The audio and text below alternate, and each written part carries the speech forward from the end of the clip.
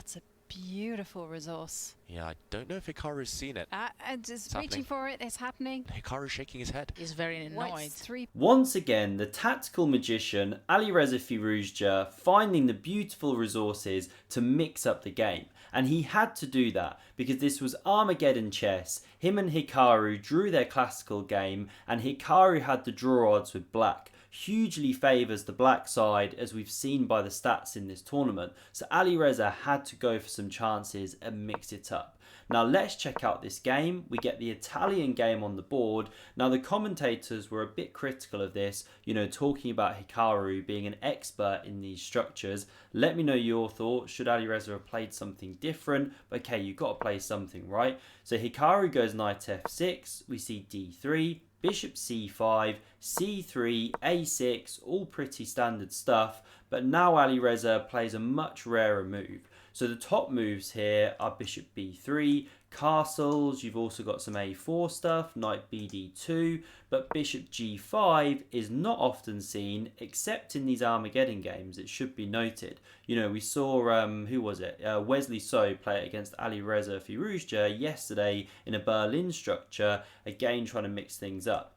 Now bishop e7 was played there, but what we see Hikaru do is play in the most principled, computer approved way, which is go d6, say, you know what, I don't care that I can't break the pin because you've got no knight on c3, it's not like you can pile on pressure from d5, and after knight bd2, I'm soon going to chase away your bishop. So first we see bishop a7, now we get castles, pawn h6, the bishop drops back, Hikaru castles, we get b4, setting up the old bathtub with the bishop in the bath. I've talked about this one before. Big fan of that structure. And now we get g5 from Hikaru. And this is the computer approved way, like I say. Not afraid of this stuff because actually it's leading nowhere. You can go king g7 and there's no way to intensify the pressure. If you go queen f3, it's easily dealt with stuff like rook h8, even king g6 coming at the right moment. And if you go something like f4, well you can't, the pawn is pinned, but say you move the king, prepare f4, then there's this amazing line that I just found, rook h8, f4, bang. Where the hell did that come from? The king can't move to g1, the bishop covers the square, so the king goes, the queen comes, and you have to step up the board. Only square, you take with check, and now the best is actually takes with the rook. If you take with the bishop, you're running into knight h5, captures this, and this is actually a checkmate. Just a crazy line, right?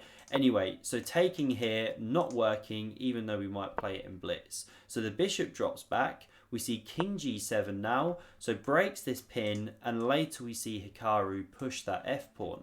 Now we get bishop b3, clears the c4 square for that knight to hop to, and now knight h7 played, and this is most precise. You don't want to go knight h5 and clear the f-pawn like that, because you're running into some tactical issues with the queen staring at that knight and knight times e5 on the cards. Also, you want to leave the way clear for this h-pawn to run, as we'll see.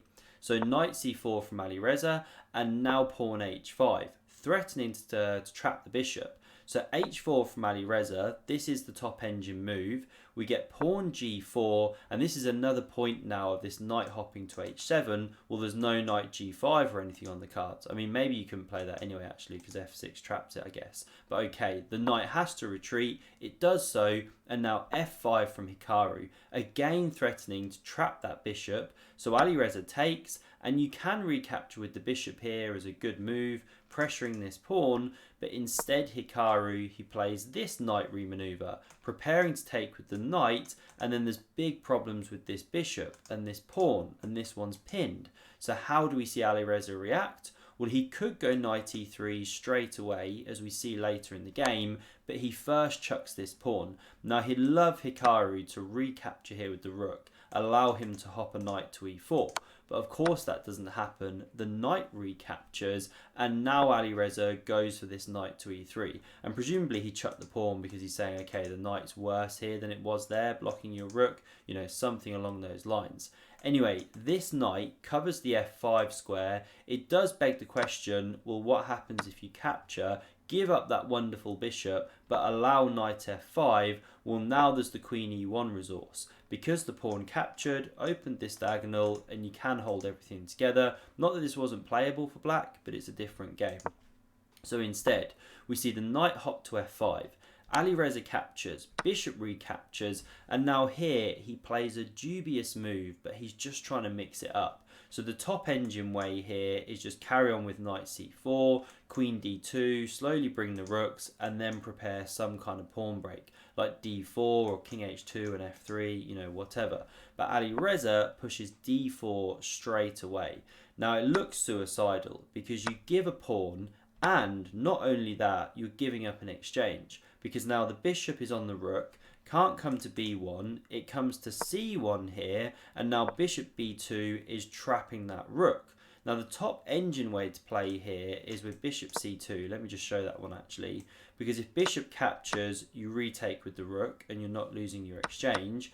And if instead the bishop takes here, which is the top move, well, now you capture here, and this is a bit, well, a bit better for white than the game. Not better for white, as I was about to say, because you've got the bishop pair, and that does give some play. You know, who knows if you can ever go rook e1, knight f1 here, remaneuver or something, but this bishop can always give up. Anyway, top engine way to go. Alireza goes rook c4, and he was surely banking on bishop d3, forking these two rooks, but now you go bishop c2. Yes, Hikaru can take one, you know, like this for example, but here there really is counterplay for white. You know, knight e3 to f5 on the cards, really active play, bishops, that would be good. But Hikaru, he's too long in the tooth, right? He goes pawn b5. So he kicks away that rook, excellent move, and he's just bossing Alireza all over the board now. If you go rook c6, then there's queen d7, the problems continue, you actually have to drop back to c2 here, and of course you can win that exchange. So rook f4, basically forced, we get bishop g6 played, and now Alireza, it's tough to drum up play, right? You know, bishop c2 is the top move, but understandably, he didn't want to give his bishop, simplify the position. If you go pawn f3, well, now bishop e5 can come anyway, as we see in the game. Yes, you rip open some lines, but this is a pretty monster knight that lands on g4, f-file open. You know, Hikaru's better here as black, you know, not white in the ascendancy. So instead, we see rook e1, not the best move. Now Hikaru's about a pawn and a half ahead when you run it with the engine, and it's understandable because bishop e5, what a centralized monster. Look at this nasty looking piece, and you're just losing an exchange, right? But here Alireza plays knight f1 and wants Hikaru to take straight away, because at least then after recaptures, well, maybe the knight is going to get some kind of jump going. Again, who knows if you can ever look at this square, if you can trade off these bishops. But okay, black's still better. But instead, Hikaru, he finds the best move, which is queen d7, connecting the rooks. However, it does allow Alireza now to unleash a beautiful resource, and that's where we get this clip. That's a beautiful resource. Yeah, I don't know if Hikaru's seen it. Quite a few seconds, and I'm just It's reaching happening. for it. It's happening. On the board, all of the minor pieces disappearing. White throws in some Zwischenzug, some in-between moves there. Suddenly, blink and you miss it, the queen's come off, and Hikaru's shaking his head. So why was Hikaru shaking his head after this sequence of moves? Well, the big thing about this is, so after rook captures, you've removed the defender of the queen, this one's forced, and because you're not taking with check, then you take here, Zwischenzug, takes back, and there's this position reached. Well, the answer to that one is Hikaru had missed this sequence when he played his queen d7 move. Now, he saw the sequence as Alireza was thinking, calculated it through, but obviously it's always very unpleasant, especially over the board, when your opponent has a move, or you see a move for your opponent that you just didn't expect. Really uncomfortable. So we've now gone from a situation where Hikaru's in full control to an imbalance in the position, 3 minors versus 2 rooks. Wild game now, who knows what could happen, even though black's technically better. So this pawn is attacked. Hikaru takes the open file, counterattacks on the bishop. Now best for Alireza was bishop c2 check, because without going down the whole line, the computer says that the king should come to the F file, and okay, then you carry on activating the pieces. Alireza goes bishop e2, but now it allowed black this amazing move, which understandably Hikaru didn't find. But rook f4 was a possibility to not only defend this pawn, but attack this one here. And if these ones start dropping, then these are absolute monsters. Now, of course, we have to ask the obvious, what if captures? Oh yeah, I had some fun drawing some arrows and stuff with the knight, right? But this is kind of the point, is that the knight is absolutely dominated. You know, the rook especially cuts the d2 square along with the pawns. And so the rook can start having some fun, you know, invading, picking up pawns. Yes, you can defend, but okay, long term, the rook's going to win out in this kind of position. The king can march in also. So a really nice idea. But Hikaru plays the obvious. Rook d5 just covers this pawn, but that's why it gets called a miss. Alireza goes pawn f3, trying to disrupt that black structure. We get captures, and now he plays the strange looking move of pawn recaptures. Presumably because after bishop recaptures, black has this resource of takes, pawn takes, and then c5. We see similar in the game, but basically it's this 2-on-1 which is winning out the day on the queen side over there. Otherwise, if these miners could get active, you know, they might be sitting okay.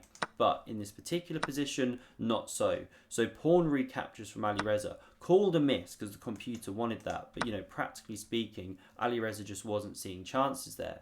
So we see c5 now played, captures, rook takes back, bishop d3 check, king f6, and now here Alireza, he had to activate the knight with knight d2, looking to hop knight e4, just get that knight hopping, right? But he goes bishop f2. Hikaru now has a miss with a check, not his top move. You know, rook c1 was apparently best, but okay, doesn't change too much. And again, knight g3 best for Alireza now, apparently. But okay, he goes king h2. We get rook c3, hitting the bishop. It saves itself and covers this pawn, but now rook a3 hits this one, bishop d5 defends and attacks the g8 rook. So it slides to d8, hits the bishop, we get bishop b3, and this second rook invades. And we can see the big problems now for white with why the rooks are winning out the day. You know, split pawns, uncoordinated pieces, and a deadly 2-on-1 on the queen side. So knight g3 finally played, looks at this pawn here which is weak on the edge of the board,